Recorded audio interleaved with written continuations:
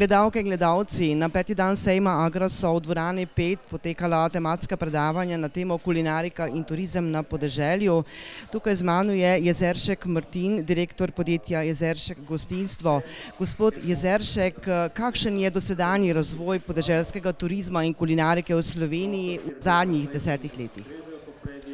Jaz bi ocenil, da vsekakor se kulinarika razvija tudi na podeželju. Seveda je vedno še prostor za izboljšave, ampak ne glede na to se mi zdi, da grejo stvari v pravo smer in da Slovenija zasleduje prave trende.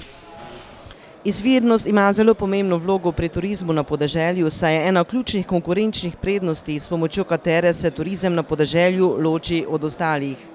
Zelo pomembno vlogo. To je tudi del predavanja, ki ga imam tukaj danes, je, da v bistvu, če želimo, da hrana ustvarja neko dodano vrednost, tako recimo temu čustveno dodano vrednost, kot tudi finančno, je pomembno, da hrana v ljudeh, v gostih, ki to hrano uživajo, vzbuja neka čustva. Hrana je zelo povezana z čustvi, in če je hrana predstavljena na prav način, postrežena na prav način in če vzbuja ta pozitivna čustva, potem so gosti pripravljeni za to plačati več. Ko govorimo o turizmu na podeželju, je pri tem zelo pomembno povezovanje z lokalnimi skupnostmi.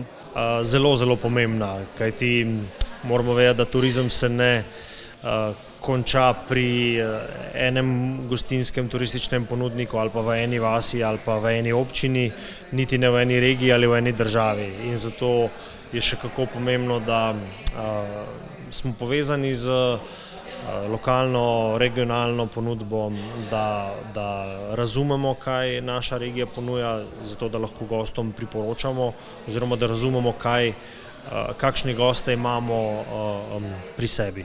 Kot nam je povedal Jezeršek, je lokalna ponudba za turiste, ki obiščajo podeželje, zelo pomembna. Prav tako se mi zdi, da zelo pomembno.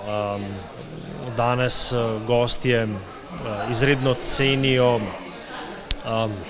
recimo temu neko odgovorno kulinariko, kar pomeni, da je to lahko lokalna, da je trajnostna, da je